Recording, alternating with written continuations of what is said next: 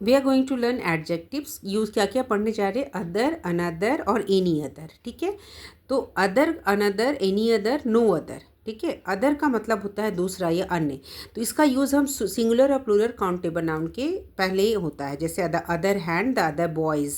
Singular और plural countable noun दोनों के साथ अदर का यूज़ होता है, जिसका मतलब होता है दूसरा या अन्य। अब है अनदर। अनदर का प्रयोग कहाँ होता है, दूसरा या एक या अतिरिक्त के रूप में, जो कि हमेशा सिंगुलर काउंटेबल नाउन के साथ होगा, याद रखना है। अदर का यूज़ दोनों के साथ हो रहा है, सिंगुलर काउंटेबल और प्लूरल काउंटेबल नाउन के साथ हो रहा है। ठीक है, जिसका मतलब क्या होता है, दूसरा।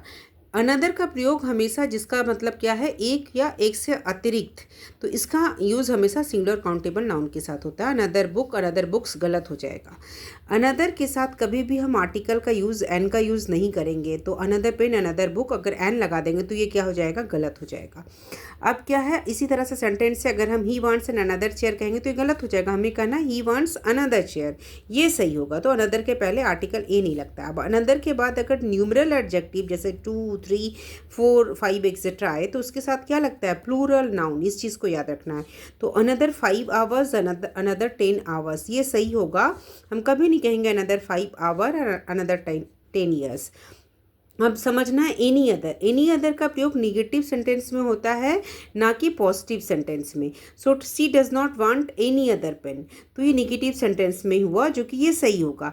सी does not want another pen, ये गलत होगा। ठीक है, she did not give her any other book, ये सही होगा। I did not give her another book, ये गलत होगा। तो अनदर का प्रयोग कहाँ है, ये तो एनी अदर हो गया, निगेटिव नकारात्मक सेंटेंस का मतलब हुआ। और अनदर का यूज़ हमेशा हम सकारात्मक वाक्य में करते हैं, अफर्मेटिव सेंटेंस में कहते हैं। जैसे your brother want two by another table, ये सही होगा। हम कभी नहीं कहेंगे your brother want two by any other table, ये गलत होगा।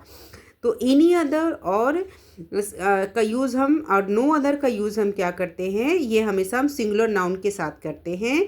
तो जैसे कि हम सेंटेंस बनाएंगे, Usha is better than any other girl in the class, ये सही होगा। हम ये कभी नहीं कहेंगे Usha is better than no other girl in the class.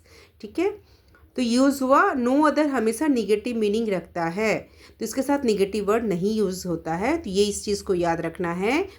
Any other की जगह नो अदर और नो अदर की जगह पर एनी अदर का प्रयोग नहीं होता है।